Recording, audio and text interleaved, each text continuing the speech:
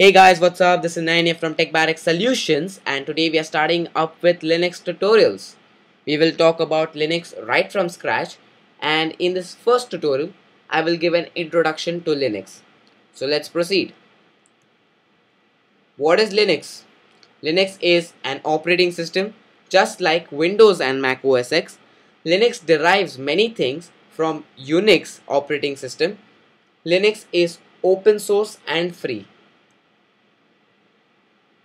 What does open source and free mean? Let's have a look. Free basically means that no payments are required and you can directly download the Linux operating system and install it on your personal computer. Open source means that there is a source code related to Linux and you can call this source code as the Linux source code, and this source code can be used by any person in the world to create his own operating system. Now the operating system that is created using this Linux source code will be nothing but the Linux operating system. Now because Linux is open source, we have large number of Linux operating systems out there in the market. Let's have a look at the hardware requirements of Linux operating system. I will not go into the specific hardware requirements like how much RAM is required or how much space is required, because every Linux distribution has different hardware requirements. What I am going to show you is the basic hardware requirement, and that is Linux can be made to run on any x86 or x64 based personal computer. x86 is 32-bit and x64 is 64-bit.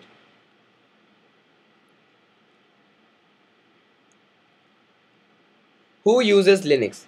Linux is mainly used in supercomputers, servers, and Android powered devices.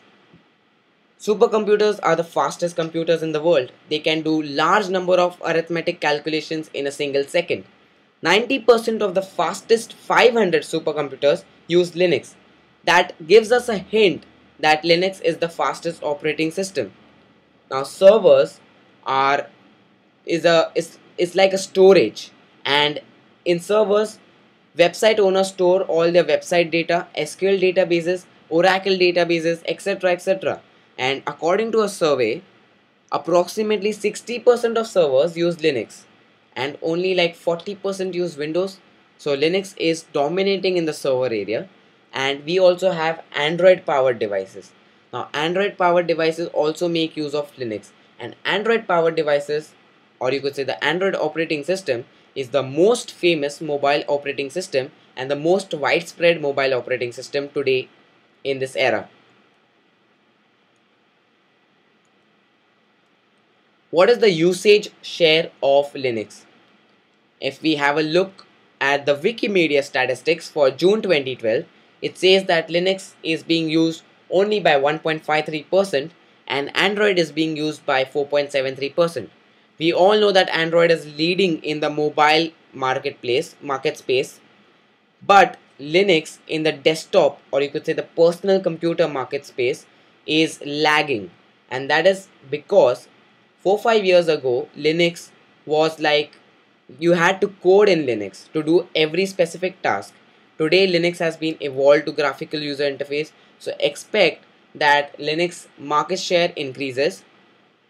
Now the second reason why Linux is lagging is because it does not have great applications. Most of the applications are open source, and I'm not saying that open source applications are bad.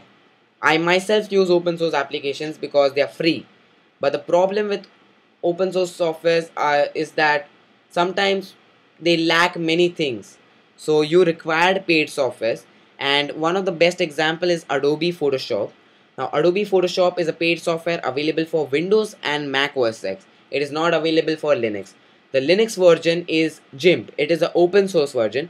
It has the same functions as Adobe Photoshop, but still users have said that Adobe Photoshop still is better than GIMP.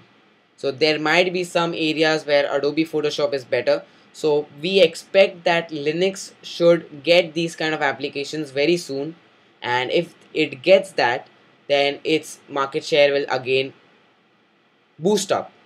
And it also lacks in games, so again Linux needs some great games. and if these games come, then again market share of Linux will boost up. So keeping the market share aside, let's talk about the file system of Linux. Linux makes use of extended journaling file system, that is ext4, ext3 and ext2. ext4 is currently being used and it supports, that is ext4 extended journaling file system supports storage volumes up to 2 raised to 60 bytes, and that's very large. You can Google it up and you will actually find that that's GBs and GBs and GBs. An extended journaling file system, that is ext4, has got faster file scanning. So pretty much overall extended journaling file system is really good. Now, what are the famous Linux graphical user interfaces? And I'm talking about famous. There are many graphical user interfaces in Linux. I'm just talking about the famous four. One is GNOME, second is KDE, Plasma Desktop, third is XFCE, and fourth is LXDE. Now, GNOME can be further given more graphical user interface using GNOME Shell and Ubuntu Unity. Let's have a look at these famous graphical user interfaces. Let's have a look at GNOME. On the left hand side we have Ubuntu Unity, and on the right hand side we have GNOME Shell. So this is how it looks in the GNOME graphical user interface.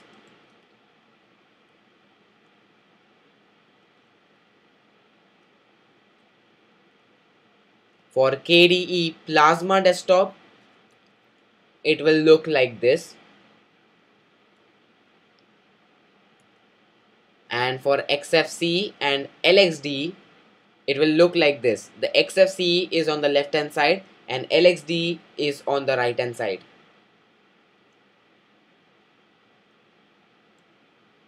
Now let's talk about the home folder in Linux. Now whenever you install Linux operating system, you will have a home folder. Now home folder will contain all your documents, music, videos, etc, etc.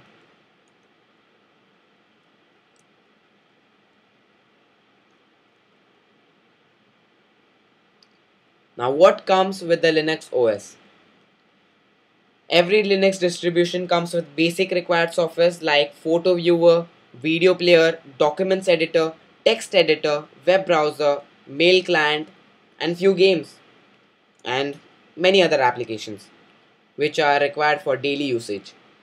Now, many Linux distribution also comes with programming languages installed, and they may include PHP, Java, C, C++, etc, etc. So that's what comes with Linux operating systems.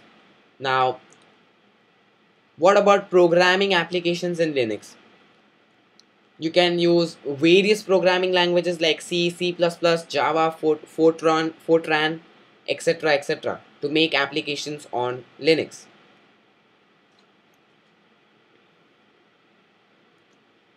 Now what about the applications? How do you install them? Now many Linux distributions have their own have their own app store, just like the Mac App Store, and users can download the applications from their app store. Applications can also be installed from internet too. Executable file of every Linux distribution is different. Ubuntu's executable file is .deb, so you can install files through .deb also, or you could say you can install applications using the .deb executable file, and many applications have. What about uninstalling the application? Application uninstalling is done using the terminal or the app store or the executable file itself. Now what about the terminal? What is terminal? Terminal is like the command prompt of Windows, and it is used to perform various tasks like pinging, finding IP addresses of your internet connection, installing applications, doing SSH, etc, etc.